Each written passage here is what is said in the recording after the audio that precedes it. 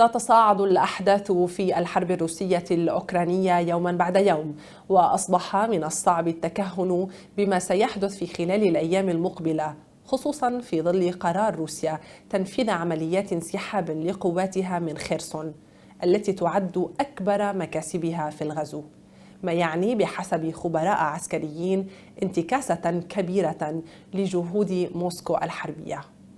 حلقتنا اليوم تعرض جانبا من تطورات الحرب في أوكرانيا بعد أشهر من المواجهات.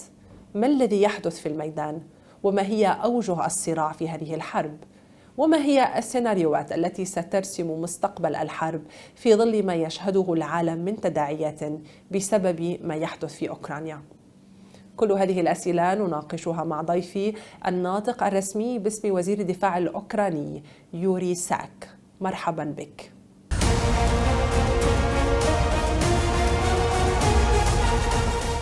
أريد أن أبدأ النقاش بالحدث الأبرز، ألا وهو إعلان القوات الروسية الانسحاب من خيرسون جنوب أوكرانيا، قرار يعد من أكبر عمليات الانسحاب الروسية إلى هذه اللحظة. ما هي قراءتكم لهذه الخطوة من قبل روسيا؟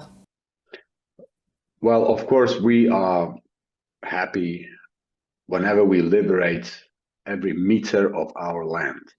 Because as we've said from the very beginning of this aggressive war against our country, our goal is to liberate all our cities, to protect all our citizens, and to do it as soon as possible.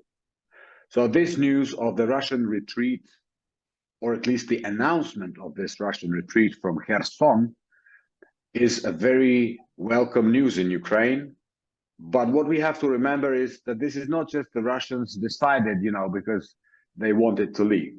They're leaving because the Ukrainian army is beating them. They're leaving because for the last, almost a month and a half, Ukrainian army was conducting a very successful counteroffensive campaign in the south of Ukraine in the Kherson region. They're leaving because Ukrainian army destroyed their logistical and supply lines. They're leaving because they are scared that if they stay, they will be destroyed. So essentially, this is not a withdrawal.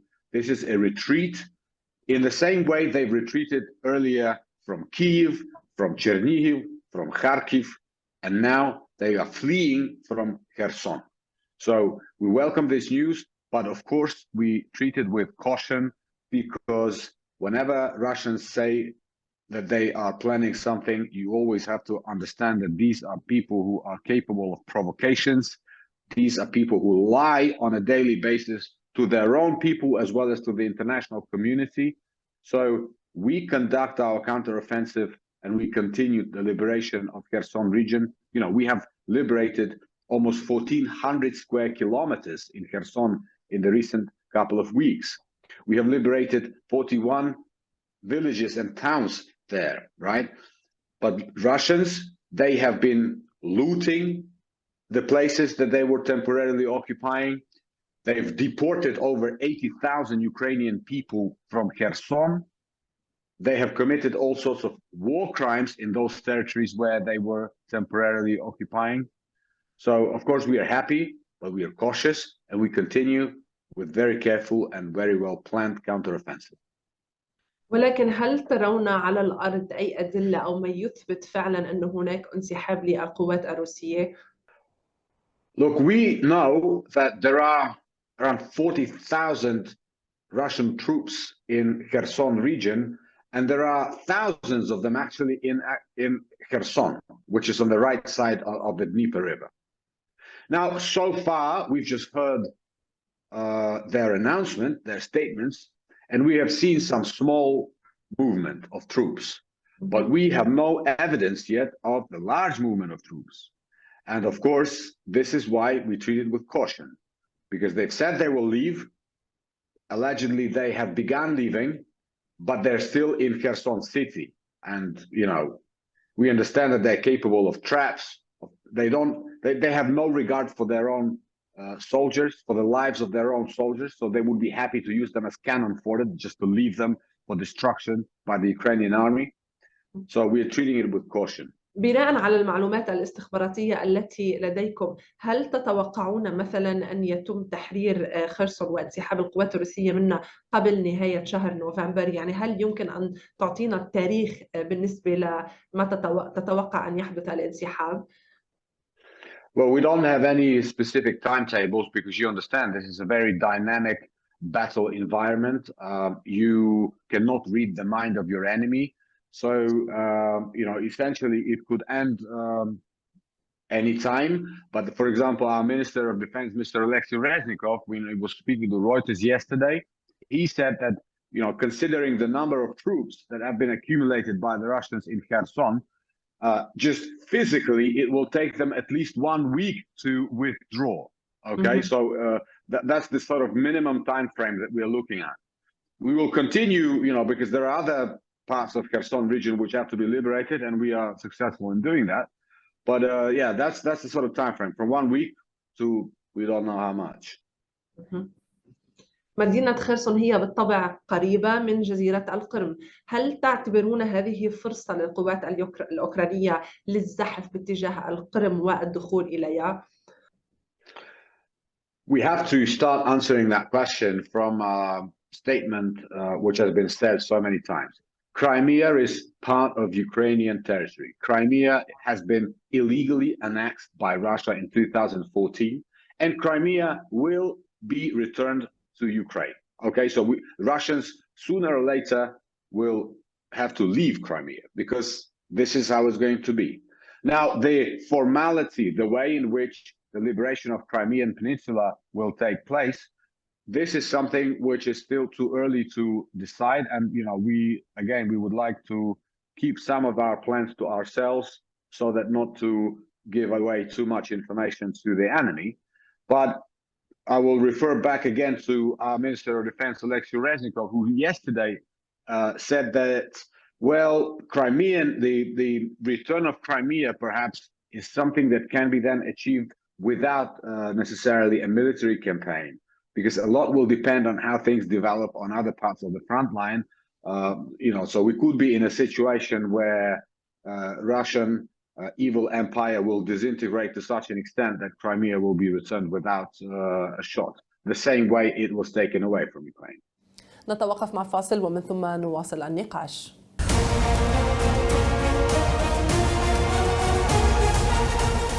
سيد يوري، أريد أن أسألك عن الحرب بشكل عام. مرت أشهر على بدايتها في أوكرانيا. لو قمت بتقييم للأوضاع العسكرية حتى هذه اللحظة، ما هي أصعب الأوقات التي مرت على القوات الأوكرانية؟ وفي رأيك أيضا ما هي أهم الانتصارات التي حققتها هذه القوات؟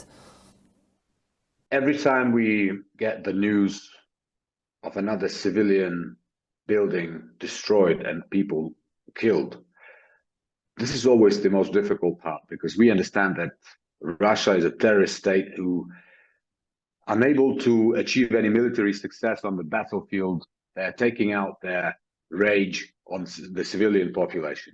So every time we get this news, of course, it breaks our heart, and it makes our will to win stronger. It makes our determination to continue to fight till the victory stronger, and our determination to destroy the enemy. So this is probably a general understanding of the most difficult moments.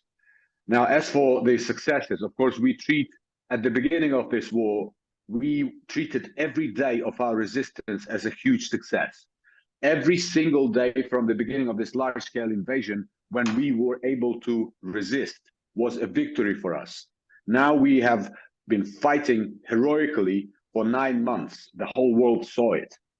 So this is a testimony to the fact that Russia has already lost this war. And now they're desperately trying to look for a way out. And their way out will be International Criminal Tribunal and responsibility for the war crimes and reparations to Ukraine.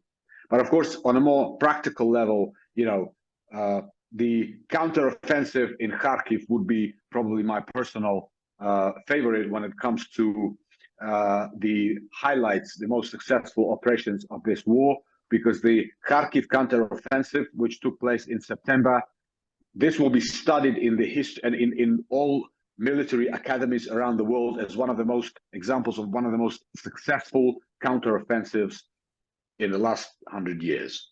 So yeah, that's my assessment.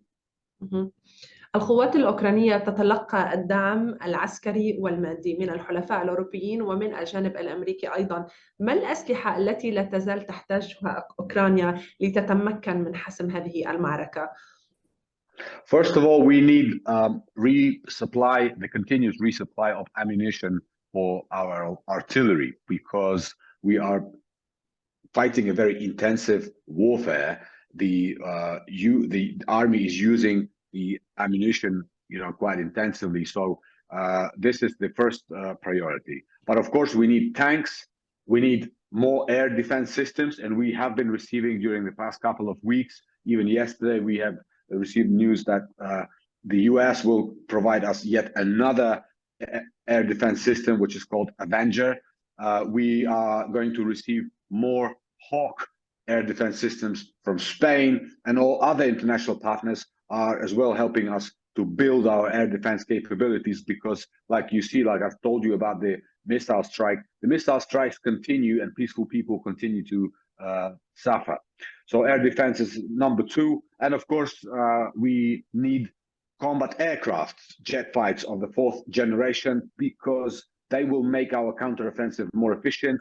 They will make our army more fast, more destructive, and this will mean that we will be able to win this war faster. And this will be good news for everybody, not just for Ukraine. تتحدث بعض وسائل الإعلام الأمريكية أن هناك قلق من أنه الشعب الأمريكي إذا استمرت هذه الحرب ستستنزف المزيد من الأموال، وسيكون هناك تداعيات خطيرة على الاقتصاد الأوروبي والأمريكي أيضا. وبدأوا باستعمال مصطلح بالإنجليش يوكرين فاتيج أو الإرهاق من أوكرانيا. هل تقلقون من هذه التحليلات، وهل تؤثر على جهودكم لهزيمة القوات الروسية في أوكرانيا؟ We understand very well that, the bills, the utility bills in different European countries as well as in the US are rising, the inflation is rising. But we also understand that our partners in the US, UK, around the world, they know very well that this is not just a war that Ukraine is fighting for itself. They understand that the cost of losing this war will be tremendous, and not just for Ukraine, for the whole of the international community, for Europe. Putin is not planning to stop in Ukraine.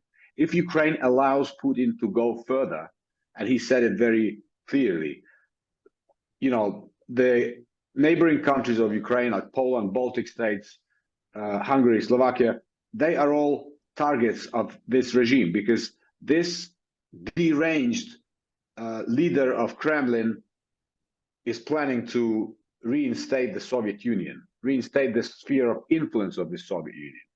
So there's a very good understanding on the one hand of the difficulties, and we are actually grateful to the people around the world for their willingness to bear the cost of this war as well with us, because it's a real war. It's a tough war, and we are paying for this with the lives of our people, of our children. So we are grateful to our partners around the world who, understand that this is going to be difficult because it's a real war, but they also understand that we have to continue. And this is why we get reassurances from our international partners almost on a daily basis, that despite the cost, despite the increased, like you said, the economic downfall, we are in this together and we will win this together. So we're optimistic in that. في حال اقترح حلفاء أوكرانيا لعقد اتفاق سلام مع روسيا، ولكن ينص هذا الاتفاق على أن روسيا ستحتفظ بالمناطق التي استولت عليها بعد 24 من فبراير، هل يمكن أن توافقوا على ذلك؟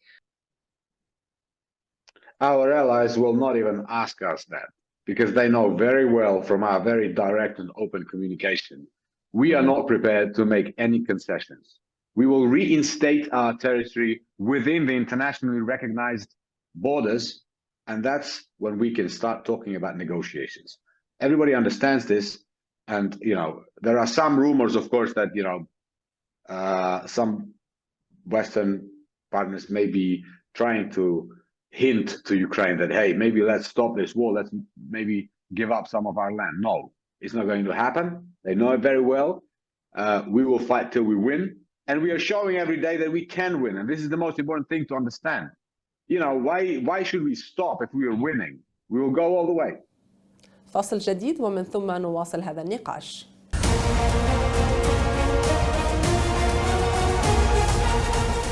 أهلا بكم مشاهدينا الكرام. أريد أن أتحدث عن موضوع مختلف وهو الطائرات المسيرة الإيرانية التي يتم استخدامها في أوكرانيا. طبعا هذه الطائرات تم استخدامها في مناطق النزاع في الشرق الأوسط، ولكن للمرة الأولى نرى هذا الاستعمال الكبير لهذه المسيرات ضد أهداف مدنية. ما هي نقاط الضعف التي وجدتوها في هذه الدرونز وما هي الطريقة الأمثل لإضعاف فعاليتها؟ Look, this is the first time that we have to face with these Iranian drones, the kamikaze Shahed drones. So far, Russia has launched over 400 Iranian Shahed drones on Ukrainian territory, on civilian houses, on energy infrastructure. From day one, we were trying to improve, and we succeeded in improving our air defense capabilities. And of course, it's a method of trials and errors. We are trying to deal with them through different ways of air defense and air defense systems. And, you know, some of them are shot down by expensive missiles. Some of them are shot down by pistols and rifles. We understand that every drone, you know, they're flying low, they're flying slow. You can detect them, you know, well ahead. So we are now destroying up to 80–85% of those drones which are launched. And hopefully, once we receive more air defense systems from our partners, like, for example, the air defense system Avenger, which is essentially a Humvee with an in addition to like anti-rocket systems and missiles, it also has an anti-aircraft cannon installed on this Humvee. So we understand that they are also very efficient because they are highly mobile. They can move around. So as soon as they detect these Iranian drones, they can follow them. And these 12.5 caliber cannons, which are installed, can be very efficient. But what we are saying to our partners as well, and in particular, for example, the countries like Israel, you know, we're saying that, look, Iran is sending Russia these drones because they want to actually test them on our battlefield. And they are gaining, just like you and us, we are talking now, so the same way they're talking to their Russian partners, and they're asking them, so what are the weak sides, what are the strong sides? So they're learning from the battlefield experience of using these drones. So what we are saying to Israel and all other our partners that, look, Iran is a dangerous country. They are not making these drones for Ukraine. They are just testing them in Ukraine. So if you want to be secure from these drones, you should be interested in providing Ukraine means which also can be tested, right?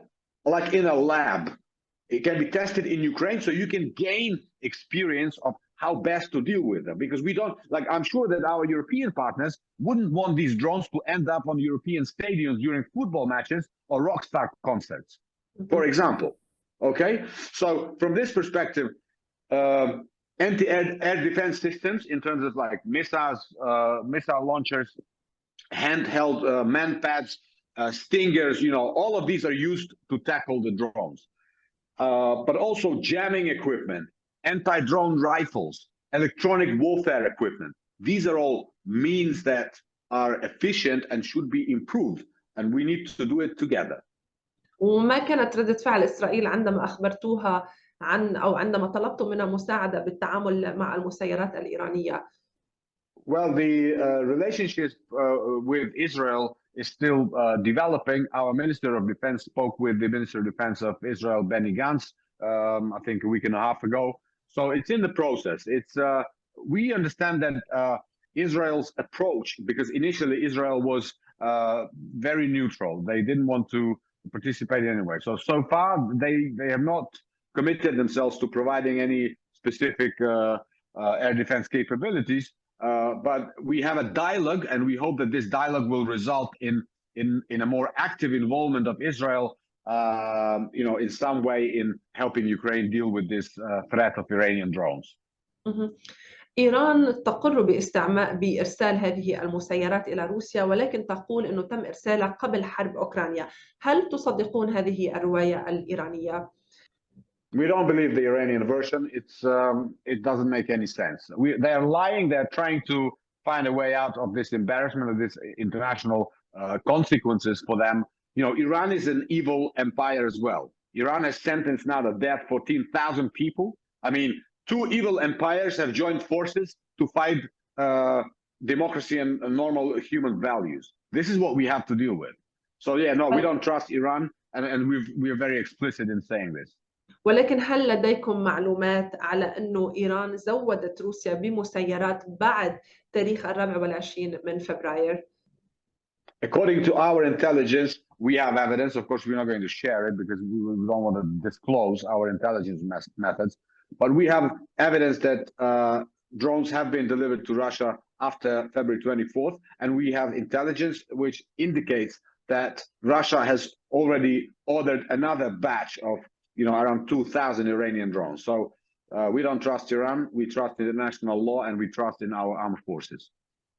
اكتفت عدد من الدول العربية بموقف الحياد تجاه الحرب في أوكرانيا. هل توقعتم هذا الموقف؟ وكيف برأيكم يجب أن يتعامل العالم العربي أو أن يكون العالم العربي إلى جانب أوكرانيا في هذه الحرب؟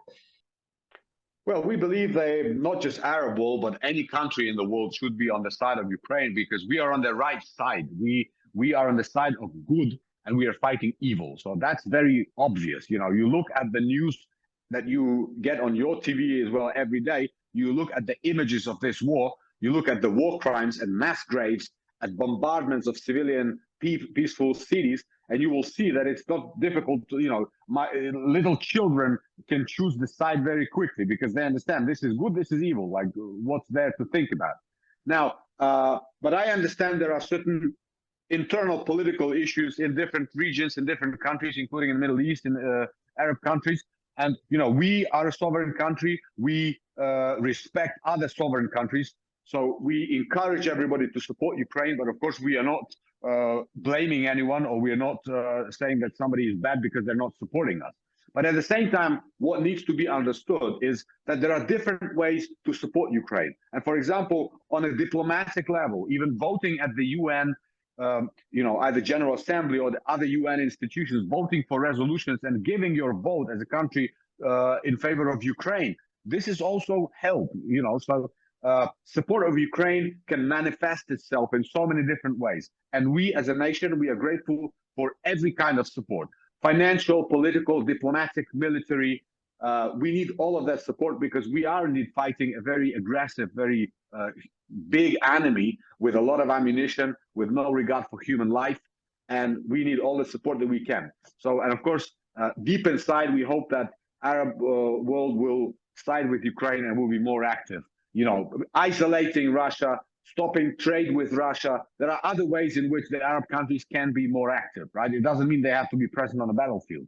But in particular, in the economic world, energy sector, global systems of oil revenue, that's all something that the Arab world has a very powerful leverage, and we hope it will be used to help us defeat this evil. وصلنا إلى نهاية حلقتنا لهذا اليوم. شكرا لكم مشاهدينا على المتابعة، وشكرا لضيفي الكريم. نلقاكم الأسبوع القادم في حلقة جديدة.